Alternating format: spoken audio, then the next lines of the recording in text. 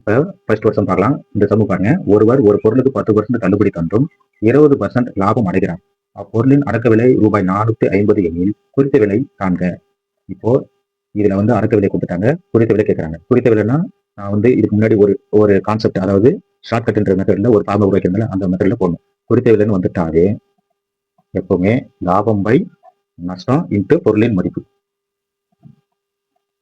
இல்ல லாபம்னா இந்த கொஸ்டின் படி லாபம் வந்து 20% லாபம். 20% என்ன 120. 100ல மல்டிபிள் பண்ணிக்கணும். எப்பவுமே லாபம்னா 100 பிளஸ் பண்ணிக்கணும், நஷ்டம்னா 100ல மைனஸ் பண்ணிக்கணும். அப்ப இது 120 பை நஷ்டம் 10%, அப்ப 90 இன்ட்டு பொருளின் மதிப்புன்றது 450. இந்த 450 மல்டிபிள் பண்ணிக்கணும். இந்த 0க்கு 0, இப்போ இந்த 9க்கு 9, 9 45, இந்த 0 அப்படியே போட்டுக்க. இப்போ இந்த 12 5 போட்டோன்னா 5 5 50, 2 10, 60 600 ரூபாய். இதுதான் ஆன்சர். இது வந்து ஷார்ட்கட். இதுக்கு அடுத்தடுத்த மாடல், விற்ற விலை, அடக்க விலை போன்ற சம்கள் இந்த வீடியோவின் கீழே ஃபுல் லிங்க் கொடுக்கப்பட்டுள்ளது. ஃபுல் வீடியோவில் பார்த்து தெரிந்து கொள்ளுங்கள். மேலும் எங்களது சேனலை சப்ஸ்கிரைப் செய்ய மறக்காதீர்கள்.